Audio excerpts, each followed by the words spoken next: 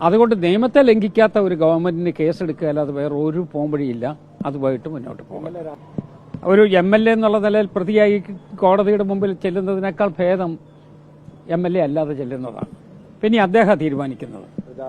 അത് ധാർമ്മികതയുടെ പേരിലാണ് എന്നാണ് പറയുന്നതെങ്കിൽ അതേ ധാർമ്മികതയുടെ എക്സ്റ്റൻഷനാണ് രാജിവെക്കുക എന്നുള്ളത്. അതിന്റെ സബ്സിക്വന്റ് ആയിട്ടുള്ള ഭാഗമാണ്. അതെന്താണെന്നുള്ളത് വ്യക്തിപരമായി തീരുമാനിക്കണം. പക്ഷേ ജനസമൂഹം ആഗ്രഹിക്കുന്ന ഒരു ആഗ്രഹമുണ്ട്.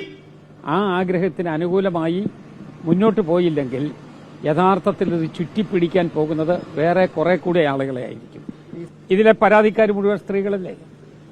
ആ സ്ത്രീകൾ കൊടുത്തിരിക്കുന്ന പരാതിയെക്കുറിച്ച് ഒരു വിമൻ ഇൻവെസ്റ്റിഗേഷൻ ടീമല്ലേ നോക്കേണ്ടത്? അതെ, അല്ല, ഞാൻ എന്റെ പോയിന്റ് ഇപ്പോ ഉള്ള കാര്യത്തിനകത്ത് പരാതിക്കാരാരാ? സ്ത്രീകള്. എന്റെ ചോദ്യം അവിടെയാണ്.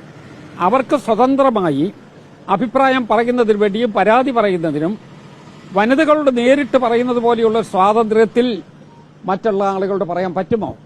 അപ്പോൾ അവരുടെ സ്വാതന്ത്ര്യത്തെ ഹനിക്കുകയല്ലേ?